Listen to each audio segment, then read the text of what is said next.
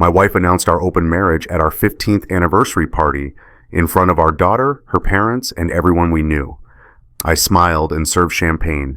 The crystal flute was engraved. M+J forever, etched into the glass the day we got married. Jennifer had picked it out, insisted on the inscription. Now she was raising it above her head, her voice carrying over the jazz piano we'd hired, over the murmur of 32 guests in our backyard, over the sound of my daughter Sophie laughing with her grandmother near the dessert table. Marcus and I have decided on an open marriage, Jennifer says, her smile wide and confident. We're celebrating freedom tonight. The silence happens in waves. First the people closest to her, my brother Tom, her college roommate Sarah, then it spreads outward like a stain. The piano player's hands pause mid-chord. My mother-in-law Margaret's fork stops halfway to her mouth. And Sophie, 12 years old, wearing the blue dress she'd picked out special for tonight, Sophie goes completely still. I'm still holding the champagne bottle. My hand is steady. That surprises me. Everything else feels distant, like I'm watching this happen to someone else, but my hand doesn't shake. I pour champagne into the glass of Jennifer's father, Robert. He won't look at me. I pour for her sister. I pour for Daniel, my best friend since college, who's staring at Jennifer with an expression I can't read yet. Jennifer's still talking. We've been to therapy. We've done the work. This is about growth, about not being confined by outdated social contracts. Someone coughs. A nervous laugh from the back. I keep pouring champagne, keep moving through the crowd like a waiter at someone else's party. My body is here. I'm not. Sophie catches my eye. She's standing frozen next to Margaret, and her face. God, her face. She looks like she did when she was 6 and fell off her bike, that split second before the crying starts when she's just processing that she's hurt. But she doesn't cry now. She's 12. She just watches me, waiting to see what I'll do. I walk over to her. I put my hand on her shoulder and she's shaking. Not visibly. You'd have to be touching her to know. I can feel it through her dress, this fine tremor running through her whole body. Sweetie, I say, quiet enough that only she and Margaret can hear. Why don't you go inside and get Grandma's gift? We should do presents next. It's not time for presents. We haven't even cut the cake. But Sophie nods, grateful for the escape, and I watch her disappear into the house, her blue dress vanishing through the patio door. When I turn back, Jennifer is looking at me. Her hand feels like ice when she touches my shoulder, or maybe mine have already gone cold. I make it 12 minutes before I have to leave. 12 minutes of smiling, of accepting awkward congratulations from people who don't know what else to say, of watching my marriage become a spectacle in real time. Then I excuse myself. The bathroom off the kitchen, the one nobody uses because the lock sticks. I get the lock to catch on the 3rd try. My hands are shaking now. Now that no one can see me, my hands won't stop shaking. There's a card in my jacket pocket. I'd forgotten about it. Sophie made it this morning. Construction paper, careful handwriting, the kind of glitter glue that gets everywhere. Happy anniversary, Mom and Dad, it says. 15 years of love. Thank you for showing me what forever means. I sit on the edge of the bathtub. The card is rough under my thumb, slightly sticky where the glue didn't quite dry. I read it 3 times, her careful spelling, the hearts she drew in the corners, one for each of us, Dad, Mom, Sophie, a triangle. My phone is buzzing, 21 text messages I haven't opened. I don't want to know what they say. I don't want to know which ones are supportive, which ones are curious, which ones are secretly thrilled to witness someone else's disaster. There's a soft knock on the door. Dad? Sophie's voice, small and careful. I clear my throat. Yeah, baby. Can I come in? I open the door. She's standing there in her blue dress, and she's holding something, her mother's phone. The screen is lit up, notifications piling up faster than I can count them. Mom left it on the counter, Sophie whispers. Everyone's texting her, Dad, everyone saw. If you've ever had to smile through the worst moment of your life, if you've ever kept it together for someone smaller than you, just leave a comment. I understand. You're not alone in this. I take Jennifer's phone from Sophie's hands. I don't look at the messages. I just turn off the screen and set it on the counter. Come here, I say, and Sophie steps into my arms. She's almost as tall as Jennifer now. When did that happen? She presses her face into my shoulder, and I can feel her crying, silent and controlled. She's learned that from me. How to cry without making noise. Is it because of me? She asks into my shirt. Did I do something? No. The word comes out too sharp, and I soften it, pull her closer. No, baby, this is not about you. This is not your fault. Do you hear me? She nods against my shoulder, but I don't think she believes me. How could she? 12 years old, and she's watching her family fracture in real time, and every child thinks they're the center of the universe. Every child thinks if something breaks, they must have broken it. We're going to be okay, I tell her. I don't know if it's true, but I'm her father, and sometimes fathers lie to keep their children breathing. I promise you, we're going to be okay. When I open the bathroom door 5 minutes later, Sophie is standing there. She'd been listening outside, and she's holding her mother's phone.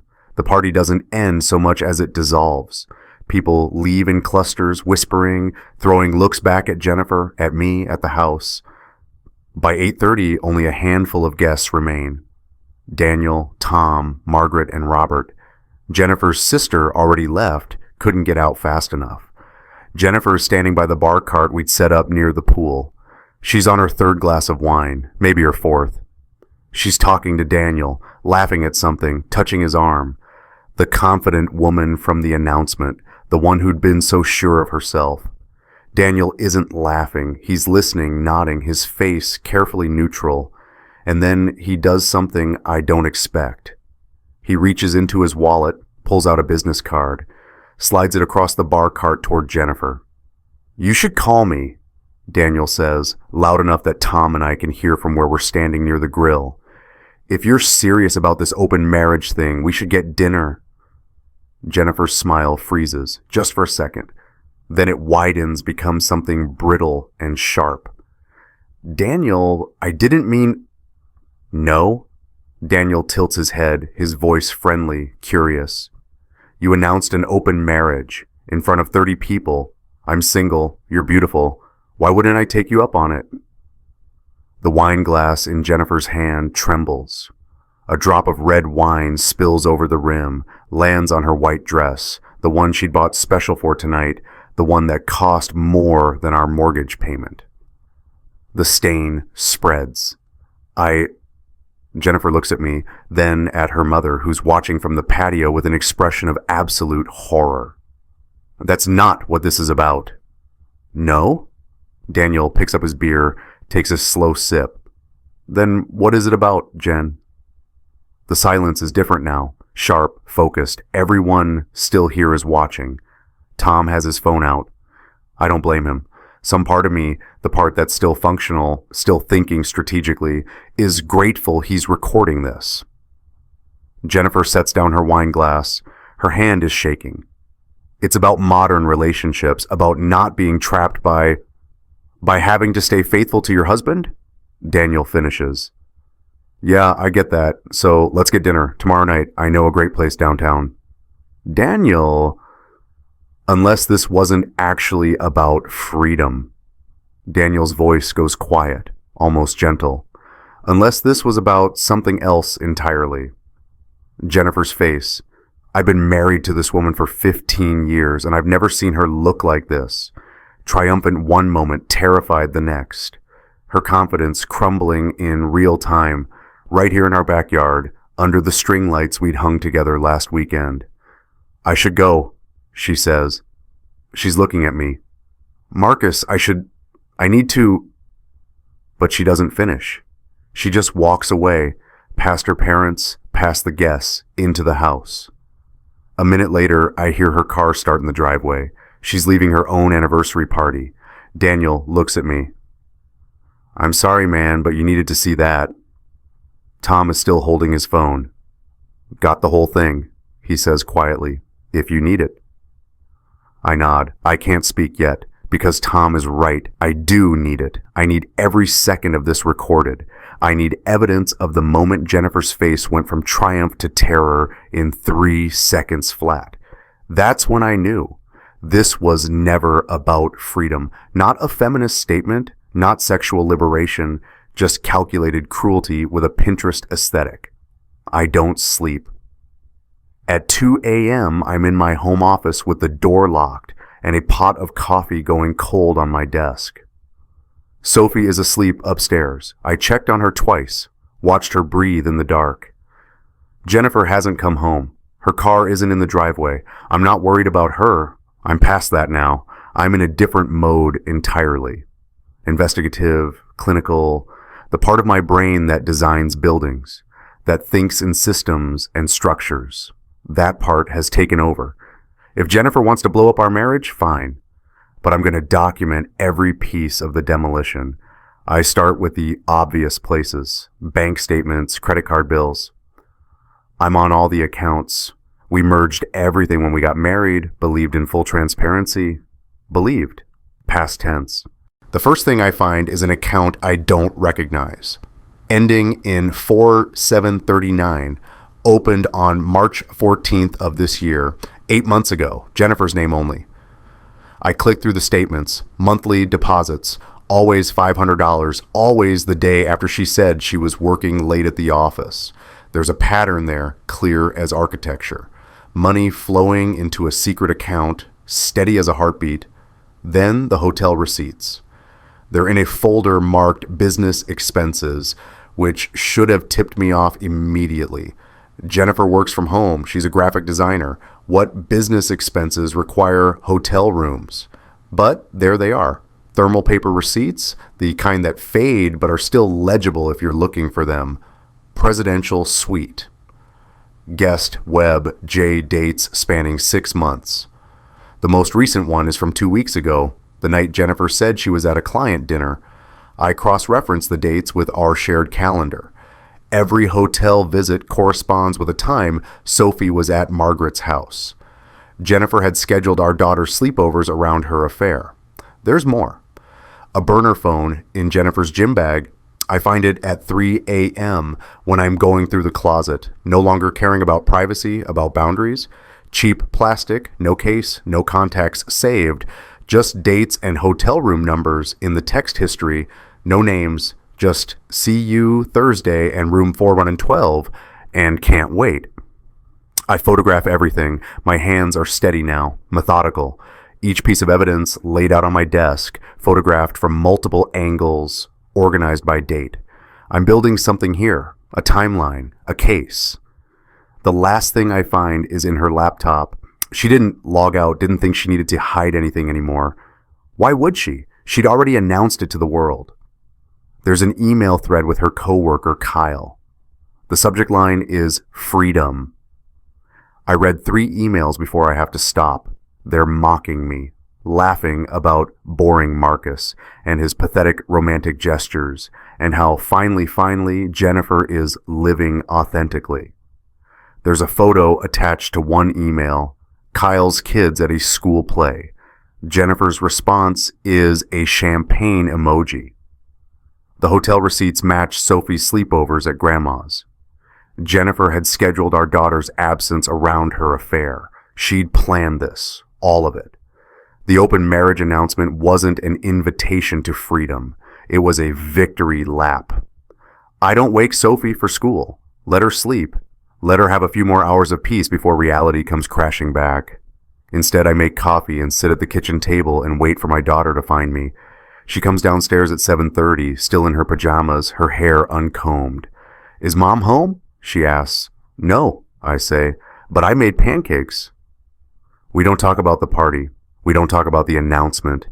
We eat pancakes in silence, and I watch my daughter push food around her plate, and I think about the hotel receipts, about the carefully scheduled sleepovers, about the gymnastic routine Jennifer performed to fuck someone else while keeping our daughter safely out of the way. "Dad?" Sophie's voice is small. "Can I show you something?" She disappears upstairs and comes back with her sketchbook. The one she draws in constantly, her private world rendered in colored pencils and crayons, and whatever art supplies I keep buying her because art is the one thing that makes her face light up. She opens the sketchbook to a page dated 6 months ago.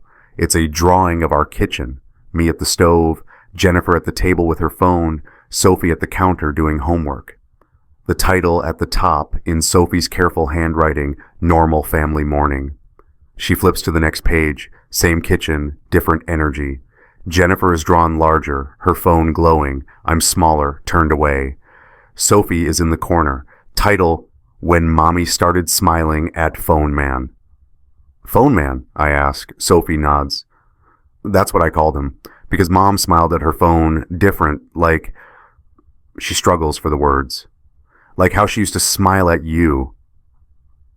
She shows me more drawings, 12 in total, spanning 6 months. Each one dated, each one titled, "The Day Daddy Stopped Singing." "When Mommy Got Pretty for Work." "Sophie's Sleepover, You're 7. The drawings get darker as they progress. Literally, more black crayon, heavier lines. In the last one, dated a week ago, the family is in 3 separate corners of the page, not even in the same room anymore. "I tried to count how many sleepovers I had at Grandma's," Sophie says, her voice barely a whisper. "It was a lot, Dad, way more than usual. And every time, Mom would get really happy when she dropped me off. She'd check her phone in the car and smile." I look at my daughter, 12 years old, too observant, too smart, and I see myself in those gray eyes. She'd been documenting the collapse of our marriage in crayon and colored pencil while I'd been in denial, working late, trusting my wife. "Did I..." Sophie's voice breaks. "Did I make Mommy not love us?" The purple crayon she'd been holding snaps. She'd been gripping it so hard it broke clean in half. "Sophie." I pull her into my arms and she's crying now, really crying, the kind of crying she's been holding back since the party. "Listen to me. Look at me." She looks up, her face wet, her nose running. "None of this is your fault," I say. Each word clear, deliberate. "Do you understand? Nothing you did, nothing you said, nothing about you caused this. This is about choices your mother made. Adult choices that have nothing to do with you." "But if I was better..." "You are perfect," I interrupt. "You are kind and smart and talented, and you see things clearly, maybe too clearly for 12 years old. But that's not a flaw, baby. That's a gift." She presses her face into my shoulder, and I hold her, and I think about the evidence in my office upstairs. The hotel receipts, the burner phone, the emails mocking me while my daughter was drawing her way through trauma in her bedroom. I think about Jennifer's face last night when Daniel offered to take her up on the open marriage, the way her confidence shattered, the way she ran. And I think, no, not anymore. I'm done being the one who doesn't see. I'm done protecting Jennifer's image while she destroys our family. Sophie pulls back, wipes her face with her pajama sleeve. She looks at the broken purple crayon in her hand. "I can still use it," she says. "It's broken, but it still works." I look at my daughter, brave, resilient, already learning how to survive this, and something inside me that's been numb since last night finally cracks open. "Yeah," I say. "Yeah, baby, it still works." Daniel texts me at noon. "Coffee? We should talk." I'm suspicious. I'm suspicious of everyone now, but Daniel showed me something last night. Showed me that Jennifer's confidence was performance, that her open marriage declaration was theater designed to wound me in the most public way possible. So I text back, "Where?" "Corner Grounds, 2 p.m., bring nothing." That last part makes me pause. Bring nothing, like he's worried I'm recording him, or like he knows something I don't. I tell Sophie I'm running errands. Margaret picks her up for lunch. I'd called her this morning, asked if she could take Sophie for a few hours. Margaret had said yes immediately, her voice tight with something I couldn't identify. Anger, maybe. Or shame. Corner Grounds is busy on a Tuesday afternoon. Students with laptops, business meetings, first dates. Daniel's already there, sitting in the back corner with 2 coffees and an expression I recognize from college, the one he'd wear before telling me something I didn't want to hear. I ordered for you, he says. Black, 2 sugars. Some things don't change.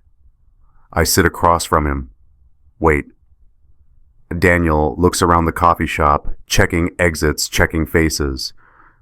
I wanted somewhere public, he says, so you don't kill me for what I'm about to tell you. Daniel, she approached me first. He says it fast, like ripping off a bandage. 3 weeks before the party, Jennifer approached me. The coffee shop noise, the hiss of the espresso machine, the murmur of conversations, all of it fades to white noise. She what? Daniel slides his phone across the table. The screen shows a text thread. Jennifer's number at the top, messages dating back 3 weeks. I scroll through them, my hands steady, even though my chest is tight.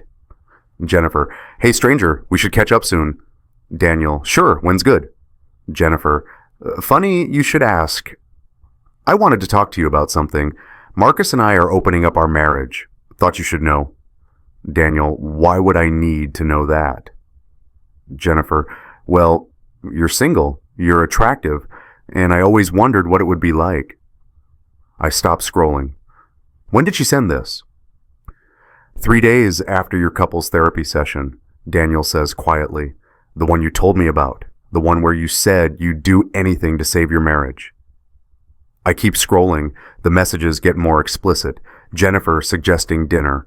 Jennifer sending photos. Nothing explicit but suggestive. Low-cut tops. Bedroom lighting. Jennifer asking Daniel if he'd ever thought about her that way. Daniel's responses are careful, non-committal. He's documenting, I realize. He knew even then that this was going to blow up. Why didn't you tell me? My voice sounds far away.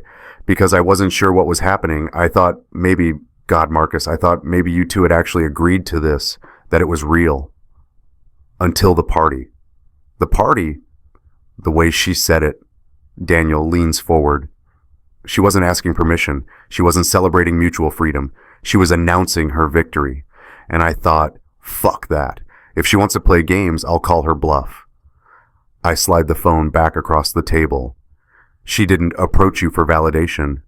No. She didn't approach you for freedom. No. She approached you to wound me through my best friend. Daniel nods. That's what I figured out.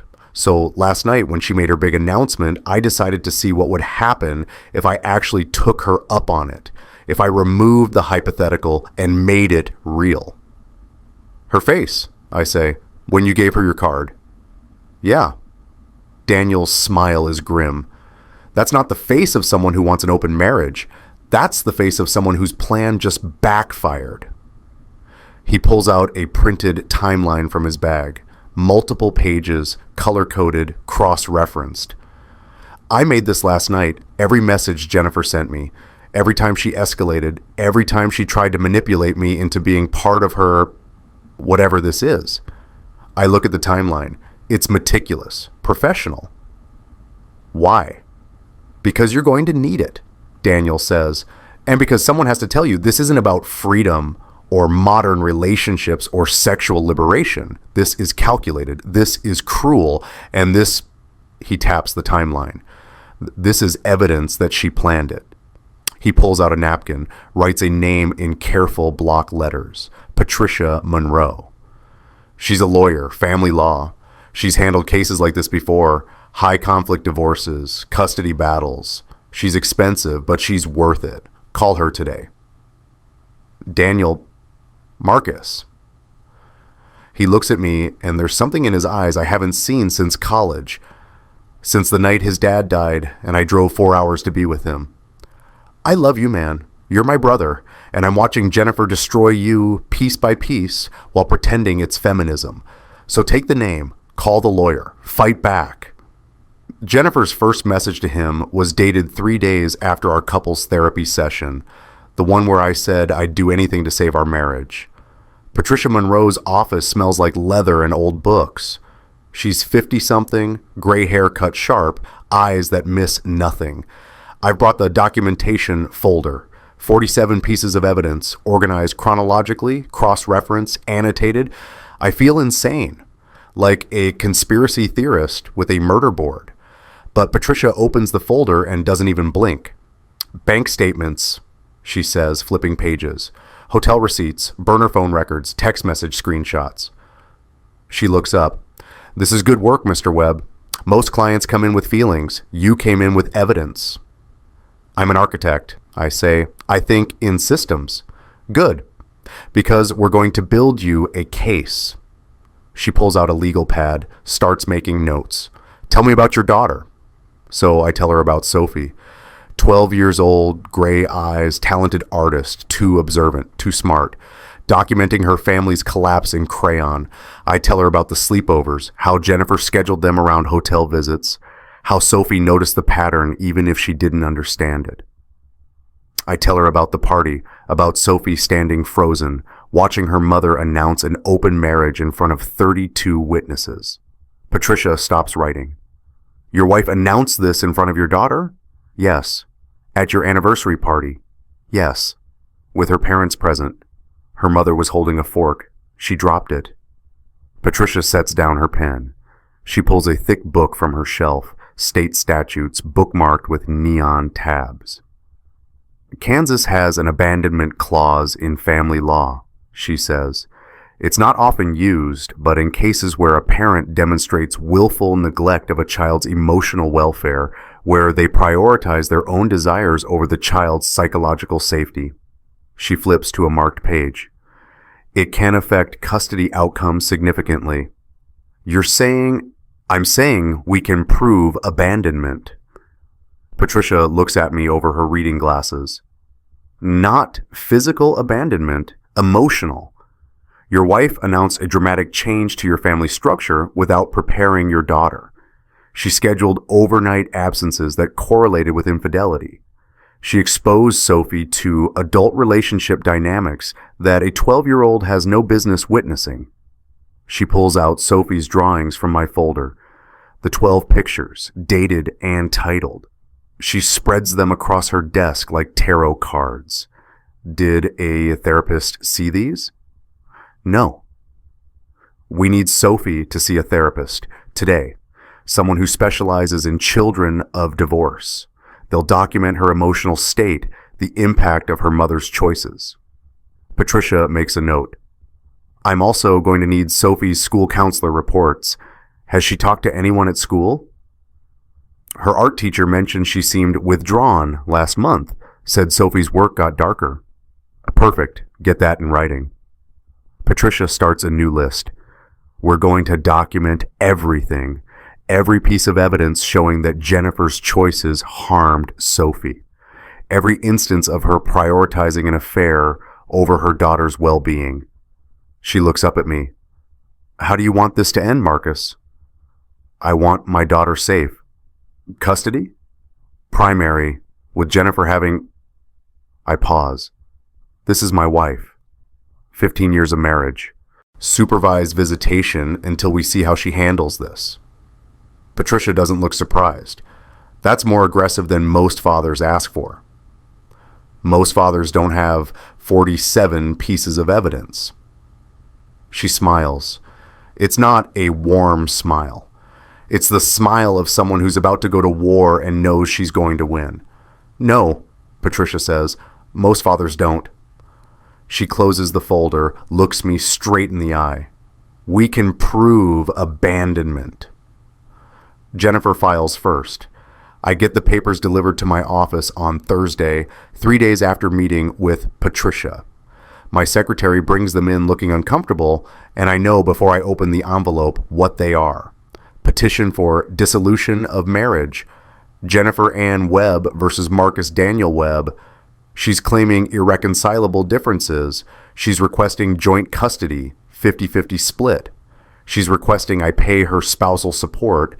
She makes less than me, always has, though she works from home and has no overhead. There's more. An attached affidavit. I read it twice, then a third time, because I can't believe what I'm seeing.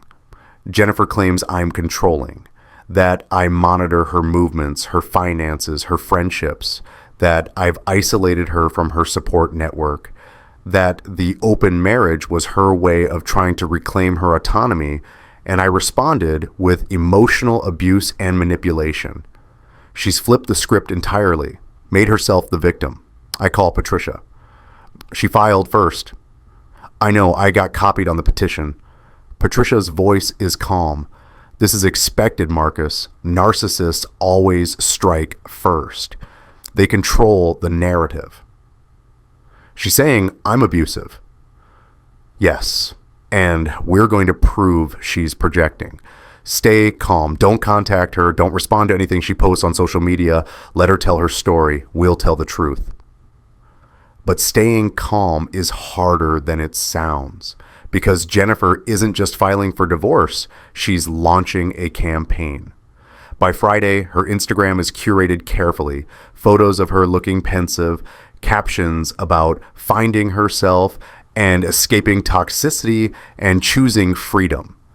Her book club friends are commenting with heart emojis and so brave and proud of you.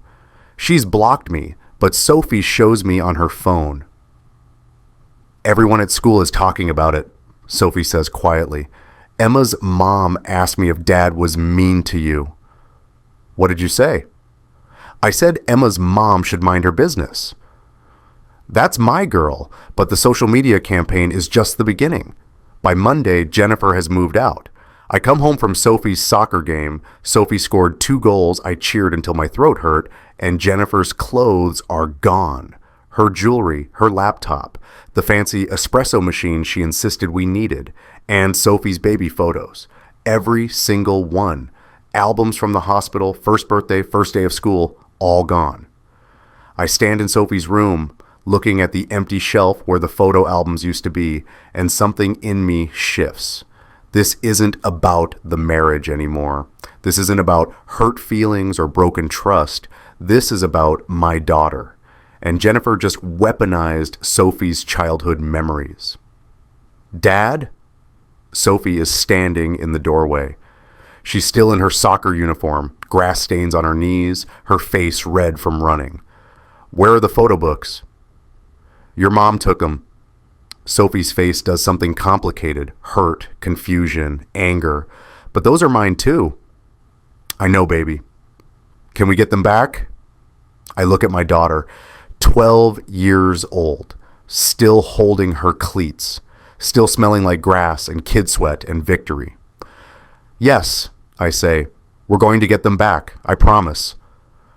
While I was at Sophie's soccer game, Jennifer took her clothes, her jewelry, and Sophie's baby photos. Here's the question I had to answer, and maybe you've faced something similar. Do you protect your peace or fight for justice? Both are valid. Both are exhausting. Drop A if you protect yourself first, or if you'd fight in court. No judgment either way. Patricia calls me Tuesday morning. How good is your home security system? Standard setup. Why? Do you have cameras? Interior? Just exterior. Front door, driveway, backyard. What about inside? I installed a living room camera after our TV was stolen 2 years ago. Jennifer didn't want it, but I insisted. Why? Pull the footage from the last month. All of it. I want to see what was happening in your house when you weren't home. I spend Tuesday night downloading security footage. The camera is positioned to cover the TV and the front windows, but it catches most of the living room. I start with the most recent footage and work backward. Most of it is boring. Sophie doing homework, Jennifer on her laptop, me making dinner, normal family life, or the performance of it. Then I get to footage from 2 weeks before the party. Tuesday afternoon, I was at work. Sophie was at school. Jennifer is alone in the living room, and she's on the phone. I turn up the volume. The audio is tinny but clear. Mom, he doesn't suspect anything. Jennifer is saying. The party is perfect, public, lots of witnesses, he won't make a scene. Pause, she's listening. I don't care what Dad thinks, this is about finally being free. Another pause. Sophie will be fine. Kids are resilient, and honestly, if she chooses to live with him, that makes it easier. I can start over without... She trails off, laughs. Yeah, exactly, without baggage. I replay it 3 times. My hands are shaking. Jennifer called our daughter baggage. I keep scrolling through the footage. Find another conversation from a week before the party. This time Sophie is in the room, sitting on the couch with her sketchbook. Jennifer's on the phone again, speaking in that bright, fake voice she uses when she's performing. She hangs up, sits next to Sophie. Hey, sweetie, can we talk about something? Sophie looks up from her drawing. Sure, Mom. If Dad asks where you want to live, after the party, you should tell him you want to live with me, okay? Sophie's crayon stops moving. Why? Because I need you on my team. And Dad might try to make you feel guilty. He might say I'm a bad person, but I'm not, Sophie. I just want to be happy. You want me to be happy, don't you? Sophie nods slowly. But I live with both of you. For now. But things are going to change. And when they do, I need to know you'll choose me. What if I don't want to choose? Jennifer's face changes. The camera catches it perfectly. Her smile drops. Then Dad will use that against me. He'll say I'm a bad mother. Is that what you want? No, but... Sophie. Jennifer's voice goes sharp. If Dad asks, tell him you want to live with me. It's important. Do you understand? Sophie nods. She looks down at her drawing. I can see it on the screen. It's titled, The Day Daddy Stopped Singing.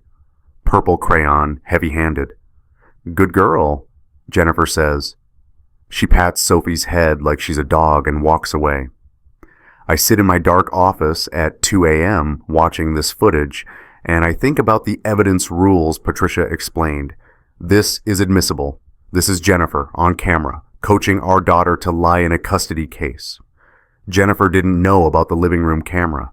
I'd installed it after our TV was stolen. She never thought to look up. Wednesday afternoon, Margaret calls. Can I come over? I need to talk to you, alone.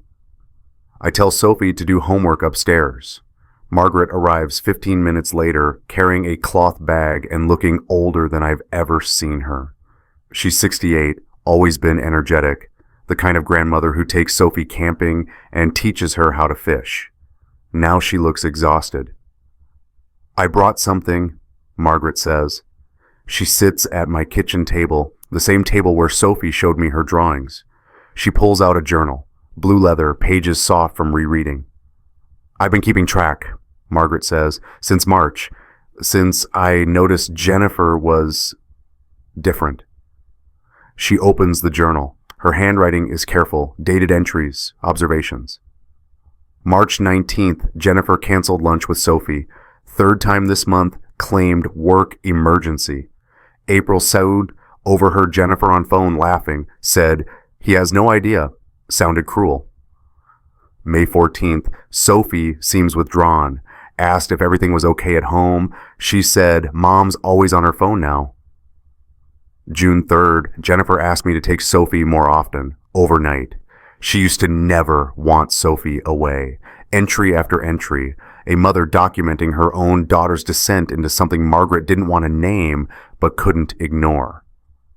I thought I was going crazy, Margaret says. Her hands shake as she turns pages, seeing things that weren't there. But then Robert showed me emails.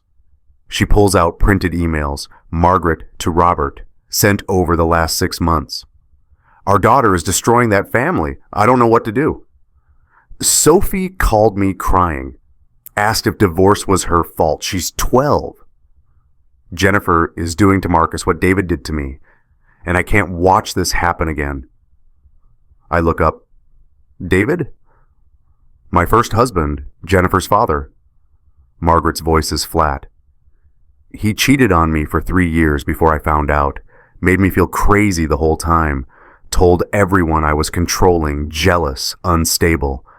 When I finally left him, he fought for custody of Jennifer, not because he wanted her, because he wanted to hurt me. She closes the journal. Jennifer was 5 years old. She remembers those custody battles. She remembers her father using her as a weapon. And now she's doing the same thing to Sophie. Margaret, I won't watch her do it to Sophie. Margaret's voice breaks. My daughter did to you what my ex-husband did to me. And I won't be silent this time. I won't let another little girl grow up thinking she caused her parents' divorce. She pulls out an old photo. It's Jennifer as a child, maybe 6 years old. The resemblance to Sophie is striking. Same gray eyes, same serious expression. This was taken right after the custody hearing. Jennifer had to tell a judge which parent she wanted to live with. See her face? That's trauma. That's a child who had to be braver than she should be. Margaret looks at me with those same gray eyes, the eyes she passed to Jennifer, who passed them to Sophie. I'm going to testify for you, she says. Whatever you need, I'll tell the court everything, because Sophie deserves better than I was able to give Jennifer. And you, her voice cracks, you deserve better than my daughter is giving you. She stands, gathering her journal and emails and the photo of young Jennifer. I called your lawyer, Patricia. We're meeting tomorrow. Margaret, you don't have to. Yes, I do. She looks at me, and there are tears on her face now. Because we don't abandon people who show up, and you showed up every day for 15 years. Jennifer didn't. Margaret's hands shook as she said, my daughter did to Marcus what my ex-husband did to me, and I won't watch her do it to Sophie. Patricia calls Friday morning. We found the affair partner. I'm making Sophie pancakes. She's upstairs getting dressed for school. I turn off the stove. Who is it? His name is Kyle Brennan. Married, 3 kids, ages 7, 9, and 11. Works with Jennifer as a freelance photographer. His wife, Rachel, filed for divorce 2 weeks ago. How did you find him? The hotel keycards you found matched his business travel schedule. We cross-referenced dates, confirmed with hotel records, and then Rachel reached out to us. She reached out? She saw Jennifer's Instagram, the Finding Myself posts. Rachel put 2 and 2 together. Kyle had mentioned working with a Jennifer, said she was inspiring and free-spirited. When Rachel saw your wife's very public open marriage announcement, she looked deeper. Patricia pauses. Rachel wants to give a recorded statement. She wants to help. Why? Because Jennifer destroyed her family too. And Rachel has 3 kids who are asking why Daddy doesn't live with them anymore. She's angry, Marcus, and she's got evidence. That afternoon, I meet Rachel Brennan at Patricia's office. She's 38, blonde, exhausted. She brings a folder of her own evidence, text messages, photos, emails. Kyle told me he was working late, Rachel says. Her voice is steady, but her hands are shaking. Special projects with a client, Jennifer. He said she was artistically challenging and pushed him to be better. She pulls out emails between Jennifer and Kyle. The subject line is Our Secret World. I read 3 before I have to stop. They're not just about sex. They're about us, about Rachel and me, mocking our conventional lives and our boring suburban existence. There's a photo of Kyle's kids at a school play. Jennifer responded with a champagne emoji and, thank God we're child-free together. Child-free, I repeat. Jennifer has a daughter. Exactly. Rachel's voice goes sharp. My kids ask me every day why Daddy left, and I can't tell them the truth, that he left because some graphic designer made him feel alive in a way his family couldn't, that he missed their school plays to sleep with her in hotels. She pulls out more photos, family photos, Kyle with his kids, Rachel with her kids, normal suburban life, soccer games, birthday parties, family dinners. I brought these because I want the court to see what Jennifer helped destroy. Kyle made choices. He's responsible, but Jennifer knew he was married. She knew he had kids. She pursued him anyway. Patricia is taking notes. Rachel, would you be willing to testify? Yes, because at least we can protect Sophie. My kids don't have that option. Their father already left, but maybe... Her voice breaks. Maybe Sophie doesn't have to lose both parents like my kids did. Rachel looks at me across the conference table. She's crying now, not bothering to hide it. She destroyed my family too, Rachel says, but at least we can protect yours.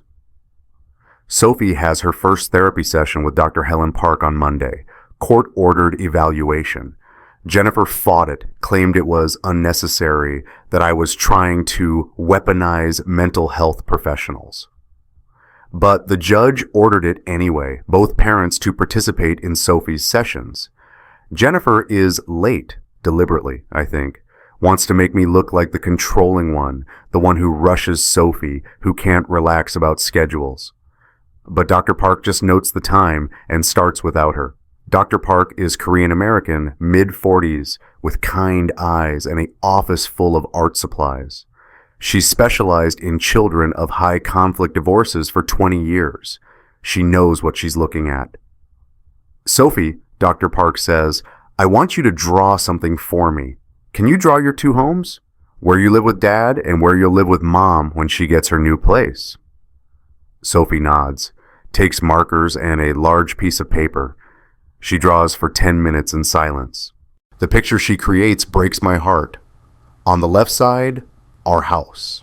She draws it in detail.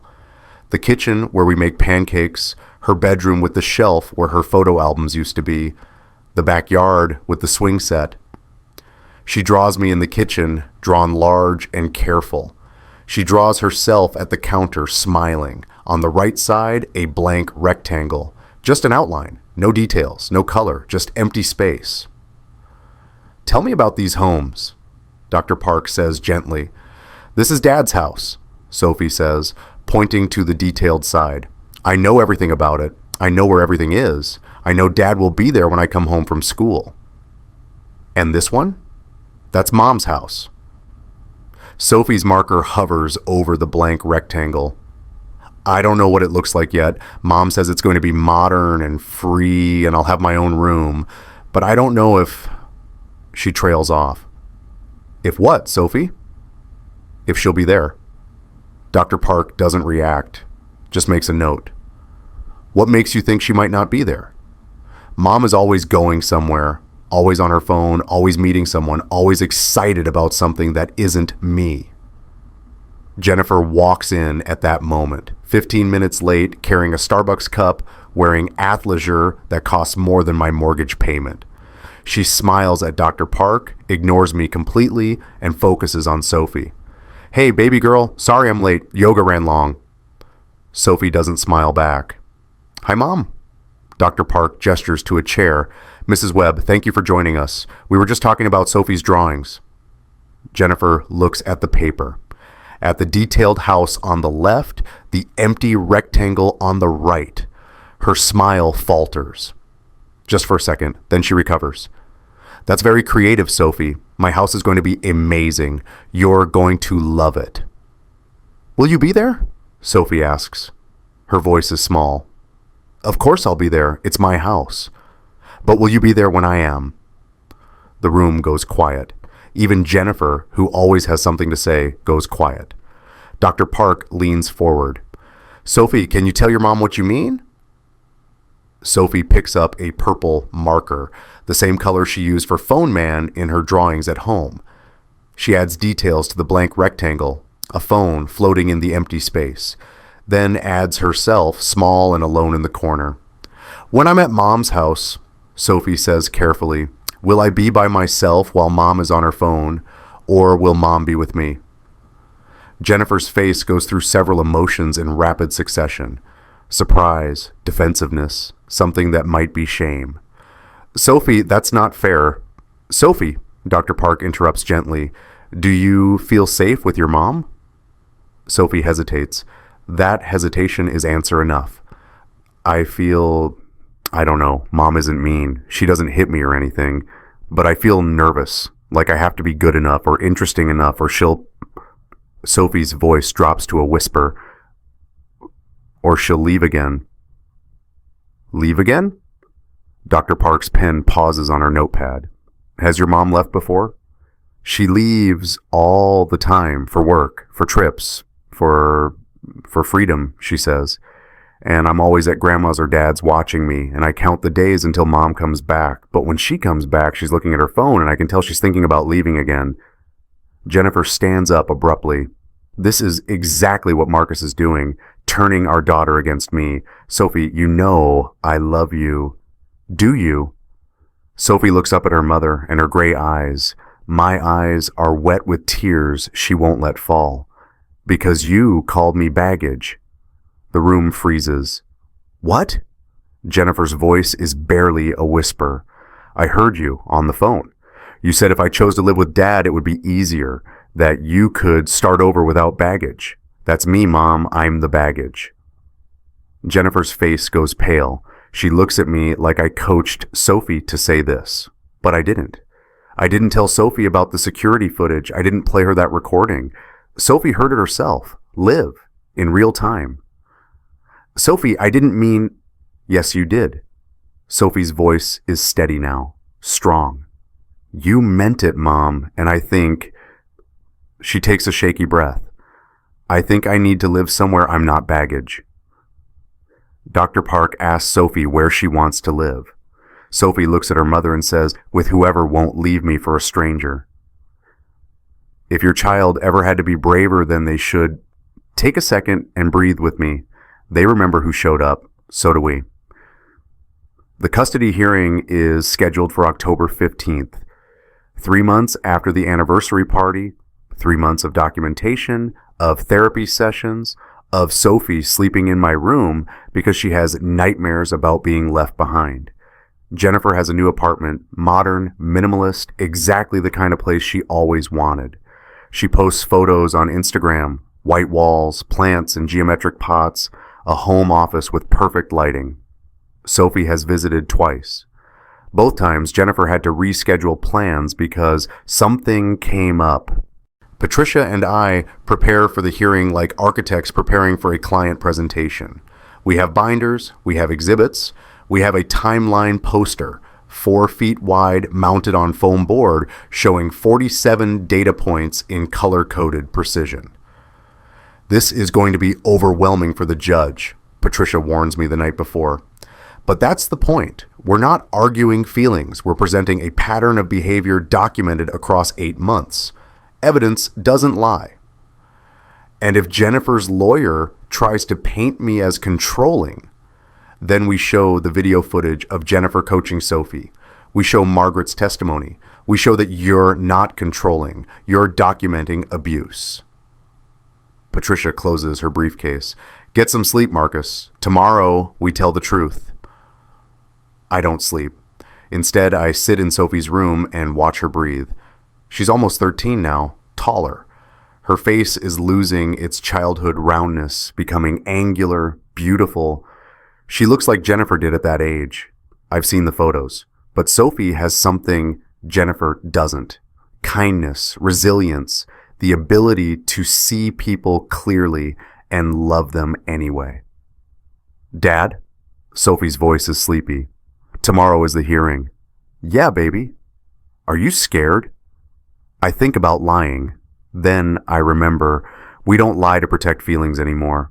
We tell the truth and handle the consequences together. Yes, I say. I'm terrified. Sophie sits up in bed. Her hair is messy. Her pajamas have cats on them.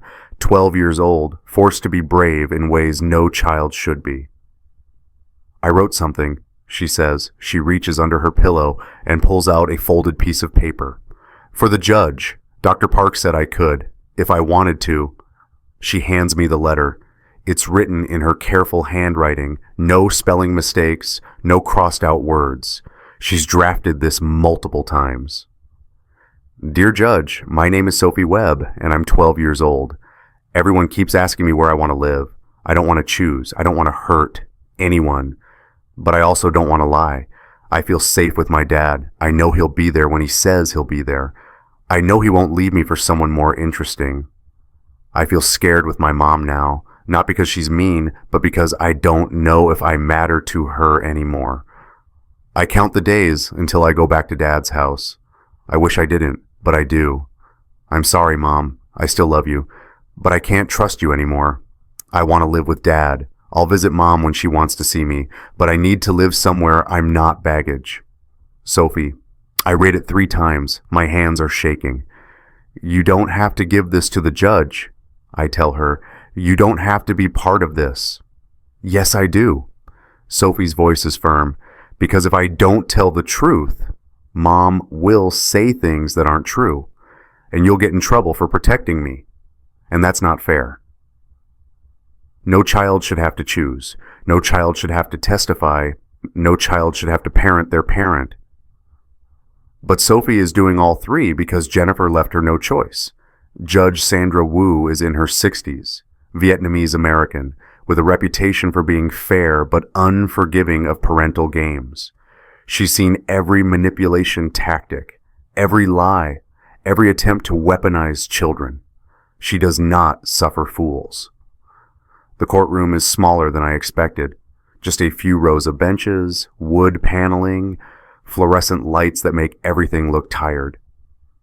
Jennifer sits with her lawyer, a man named Richard Cho, who specializes in making wives look like victims and husbands look like villains. Margaret and Robert are in the gallery. Tom is there. Daniel. Rachel Brennan is there too, ready to testify if needed. Judge Wu reviews the case files for a full 3 minutes in silence. Then she looks up. This is a contested custody hearing for Sophie Rose Webb, age 12. I've reviewed both petitions. Mrs. Webb, you're requesting joint physical custody with equal parenting time. Mr. Webb, you're requesting primary physical custody with supervised visitation for Mrs. Webb. She looks at me over her reading glasses. Mr. Webb, that's an aggressive request. Explain. Patricia stands.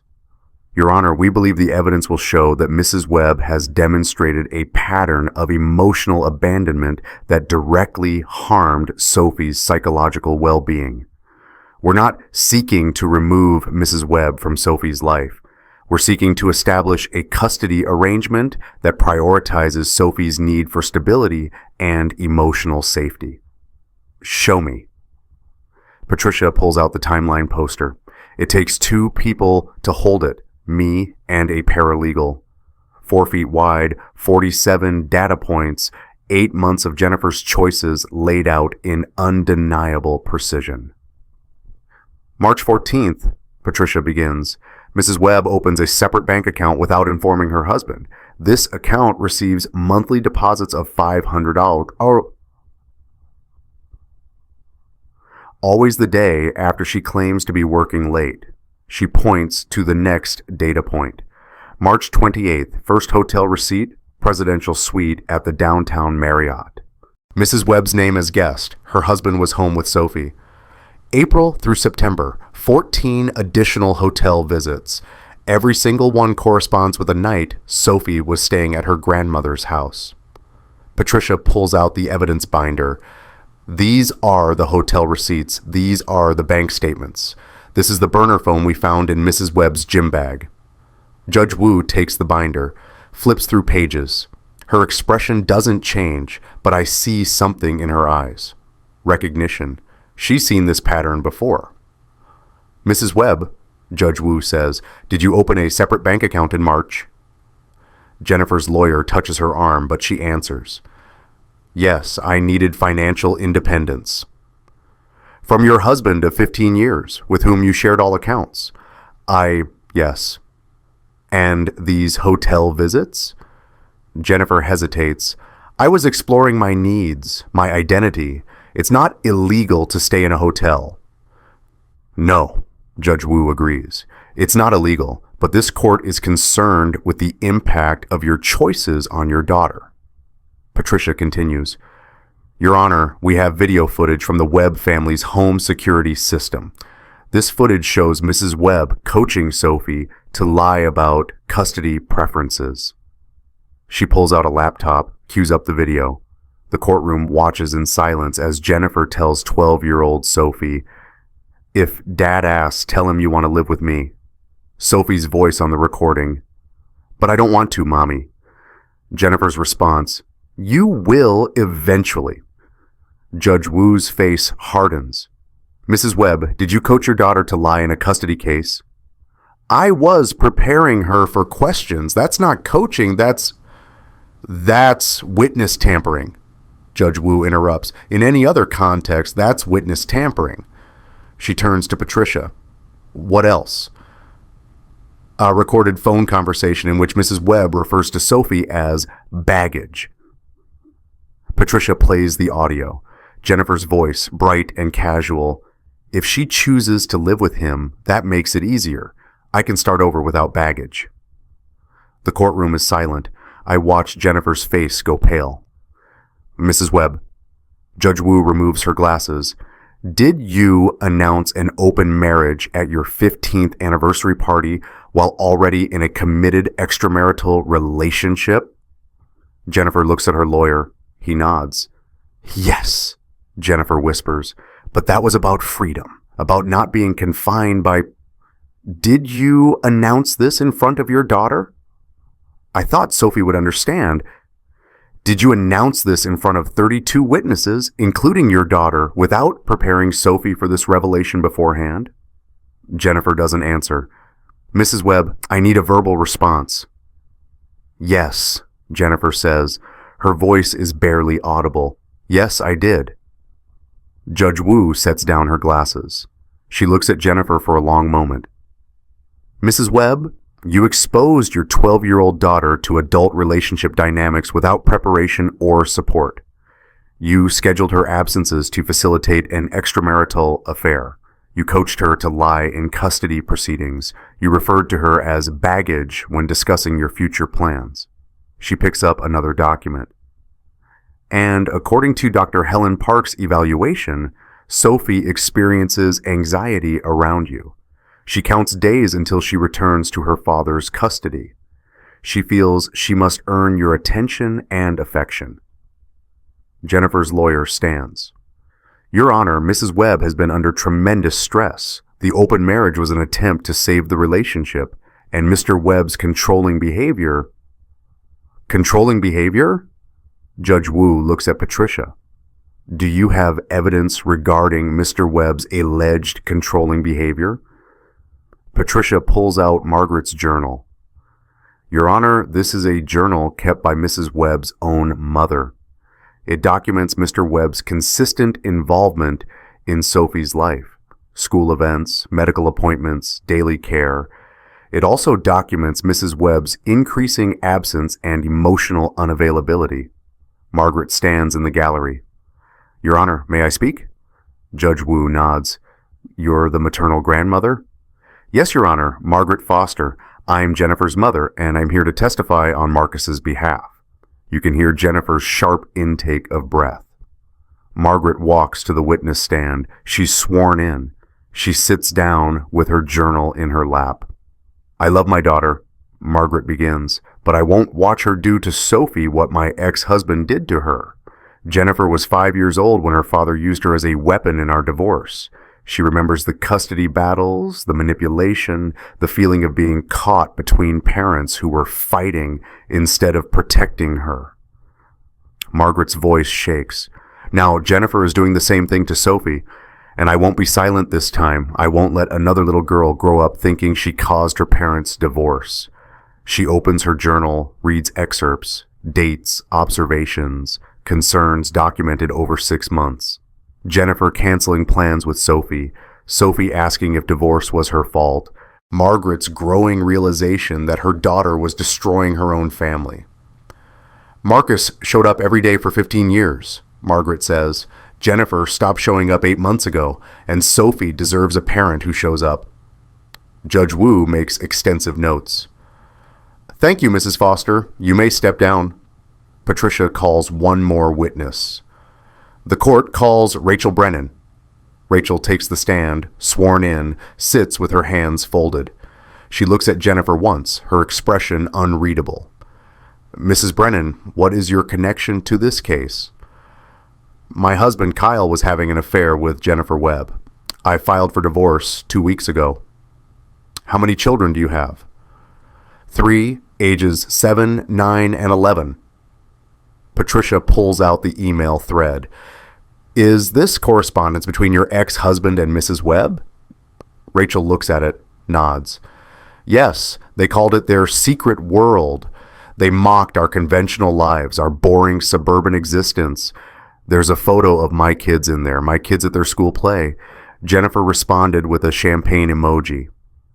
Her voice breaks. My children ask me every day why their father left.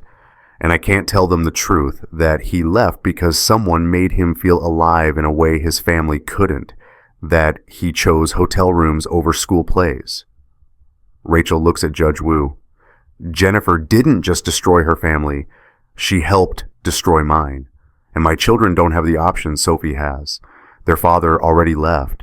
But maybe Sophie doesn't have to lose both parents like my kids did. Rachel's voice cracks. She destroyed my family too, but at least we can protect yours. There's one more piece of evidence. I didn't want to use it. Patricia advised against it, but Jennifer's lawyer brought it up first. Your Honor, Richard Cho stands. We'd like to submit DNA test results. Mrs. Webb requested these tests to confirm paternity given the accusations of infidelity. Wait, Judge Wu interrupts. Mrs. Webb requested DNA testing for her daughter? Yes, Your Honor. She wanted to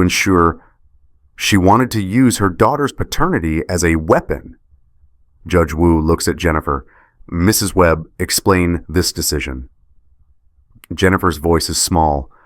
I thought if there was any doubt about Sophie's paternity, it would explain Marcus's controlling behavior. I thought maybe he suspected.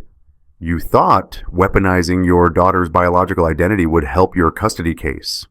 Silence. Patricia stands. Your Honor, we have the DNA results.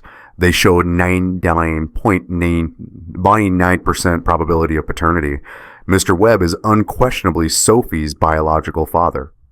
Mrs. Webb demanded these tests not because she had genuine doubts, but because she wanted to hurt her husband. Judge Wu takes the DNA results, reads them, sets them down. Probability of paternity 99.999%. She looks at Jennifer. Mrs. Webb, you attempted to weaponize your daughter's paternity in a custody dispute. You exposed Sophie to the suggestion that her father might not be her father. For what purpose? Jennifer has no answer. Judge Wu closes the file. I've heard enough. We'll recess for 30 minutes. When we return, I'll issue my ruling. 30 minutes feels like 30 hours. I stand in the courthouse hallway with Patricia, Margaret, Tom, Daniel. Sophie is in a private room with a court advocate. She doesn't have to hear this part. She's done enough. You did everything right, Patricia tells me. The evidence speaks for itself. What if it's not enough? It's enough. When we return to the courtroom, Judge Wu has a typed document in front of her. She doesn't waste time. This court finds that Mrs. Webb has demonstrated a pattern of emotional neglect and manipulation toward her minor daughter. While Mrs. Webb has not committed physical abuse, emotional abandonment is equally harmful to a child's development. Jennifer's lawyer starts to stand. Judge Wu holds up a hand. I'm not finished. This court is particularly concerned by Mrs. Webb's decision to expose Sophie to adult relationship conflicts without preparation. Her pattern of prioritizing personal desires over her daughter's emotional needs, and her attempts to coach Sophie to lie in legal proceedings. Judge Wu looks at me. Mr. Webb, this court awards you primary physical custody of Sophie Rose Webb. You will have custody 80% of the time. Mrs. Webb will have supervised visitation every other weekend with the possibility of unsupervised visitation after 6 months if Sophie's therapist approves. I can't breathe. Additionally, Mrs. Webb is prohibited from introducing romantic partners to Sophie without this court's approval. She is required to attend family therapy with Sophie, and she is ordered to return all of Sophie's belongings, including photograph albums, within 7 days. Judge Wu looks at Jennifer. Mrs. Webb, you are Sophie's mother. She loves you. But love is not enough. Children need stability. They need parents who show up consistently, who put their needs first, who don't make them feel like baggage. She signs the custody order. This hearing is concluded. Outside the courtroom, Sophie is waiting with the court advocate. I kneel down so we're eye level. What happened? She asks. You're going to live with me, I say. Mostly. You'll still see Mom, but you'll be with me most of the time. Sophie's face does something complicated. Relief, sadness, guilt. Is Mom mad? I don't know, baby, but this isn't about Mom being mad. This is about you being safe. Sophie thinks about this, then, can I still call her on the phone? Anytime you want. Even if I don't want to visit? I pull her into a hug. Even if you don't want to visit, you get to decide, Sophie. When you're ready, you let me know. Because that's what you do when you're the parent who stays. We don't abandon people, even when they've abandoned us. 6 months later, Sophie turns 13 in April. We have a party, small, just family and close friends. Margaret and Robert bring a cake shaped like a painter's palette, all Sophie's favorite colors. Tom brings art supplies. Daniel brings a gift certificate to Sophie's favorite bookstore. Jennifer is invited. She RSVPs number 1 sentence email. Have a wonderful birthday, Sophie. Love you. Sophie reads it on her phone, stares at it for a full minute, then sets the phone down and goes back to opening presents. Are you okay? I ask her later when the party has wound down and it's just us cleaning up. I'm sad, Sophie says, but I'm not surprised. Is that bad? No, baby, that's honest. She helps me load the dishwasher. We work in comfortable silence, the kind of silence that happens between people who know each other's rhythms, who've built a life together through small daily actions. Dad? Sophie's voice is careful. Can I show you something? She disappears upstairs, comes back with a large piece of paper. It's a drawing, intricate, detailed, colored in her careful artistic style. It's titled My Family Tree. But it's not a traditional family tree. Instead of branches, it's roots. Some are thin. Jennifer's name is there at the edge. Some are thick and strong. My name, Margaret's, Robert's, Tom's, Daniel's. And at the center, growing up from all these roots, Sophie. It's about roots and chosen family, Sophie explains. Dr. Park said family isn't just blood. It's the people who choose to stay, who water your roots even when it's hard. I look at this drawing, this masterpiece created by my 13-year-old daughter who survived more in the last year than most people survive in a lifetime, and I think about the anniversary party, about the crystal champagne flute with its engraved promise, about Sophie's first card hidden in my pocket while my marriage exploded. Can I frame this? I ask. I made it for you, for your desk. The drawing goes up in my home office the next day, right where I can see it when I'm working. My family tree, drawn by the person who matters most. The anniversary card from this year sits on my desk too. Sophie made it the night before her birthday. The front says, "To Dad and the people who stayed." Inside, she's drawn all of us, me, Sophie, Margaret, Robert, Tom, Daniel. We're sitting around a table. There's cake. There's laughter implied in the careful way she's drawn our faces. At the bottom, she's written, "Thank you for showing me what family really means. Not who shows up once, who shows up always." Margaret calls that afternoon. "How was the party?" "Good. Jennifer didn't come." A pause. "How's Sophie handling it?" "Better than I am, honestly." Margaret's voice is gentle. "She's resilient, like you, and she knows who her people are. She drew us as roots, you, me, Robert, Tom, Daniel. She said we're the ones who water her roots." I hear Margaret crying on the other end. "That girl, that amazing girl. She wants to come see you next weekend, asked if you'd take her fishing again. Tell her yes. Tell her always yes." That's what Sophie needed to hear all along, not complicated explanations about adult relationships or modern marriage or freedom. Just always yes. Just people who show up. Daniel stops by Saturday morning. He brings coffee and bagels and sits at my kitchen table like he's done 1,000 times before. How's Sophie? Thriving. Her art teacher says she's the most talented student she's had in 10 years. And you? I think about that question. How am I? 6 months after the custody hearing, 8 months after the divorce was finalized. Almost a year since the anniversary party that blew up my life. I'm okay, I say, and I mean it. Some days are harder than others, but Sophie and we've got a rhythm now. We're building something new. Daniel nods, sips his coffee. You know what I realized. At that party, when Jennifer made her announcement, I thought she was trying to hurt you, and she was.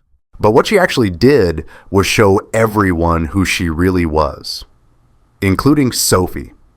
Especially Sophie. Daniel sets down his coffee.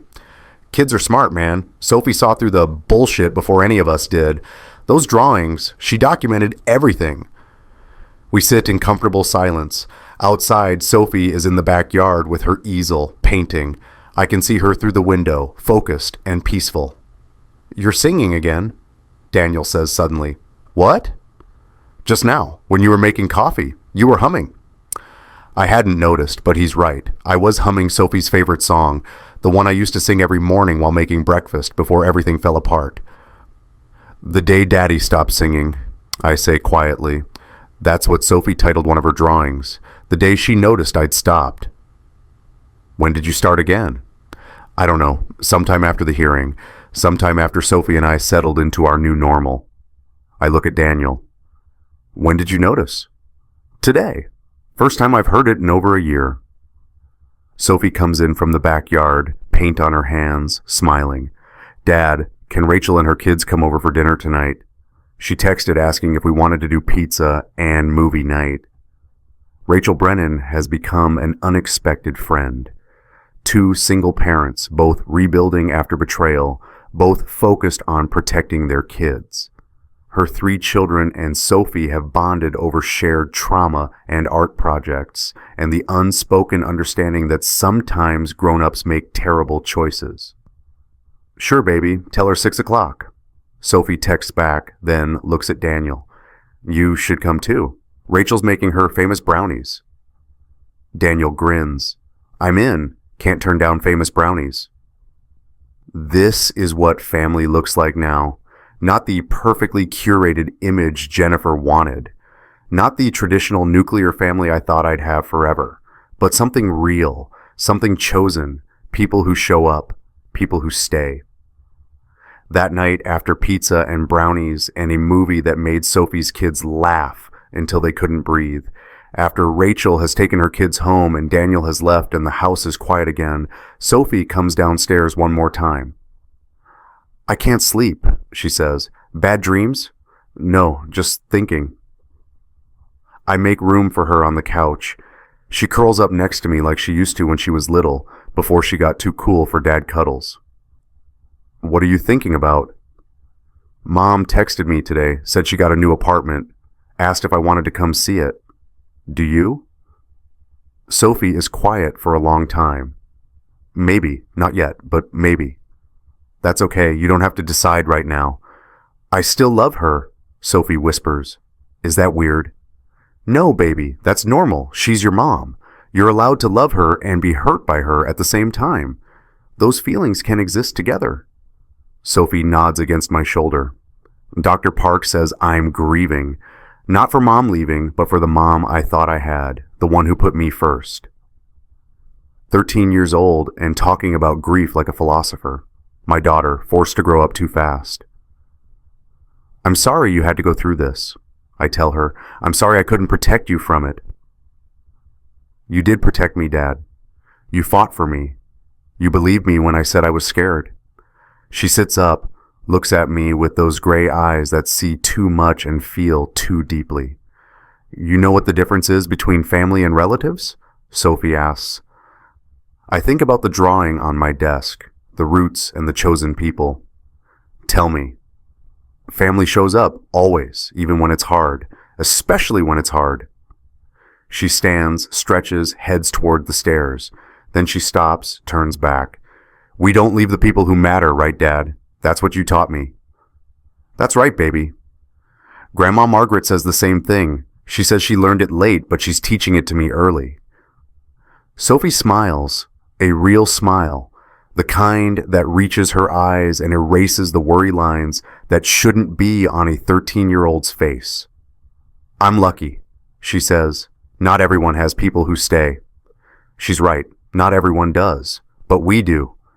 Sophie and I, we have a whole network of people who chose to stay, who showed up during the worst year of our lives and kept showing up afterward.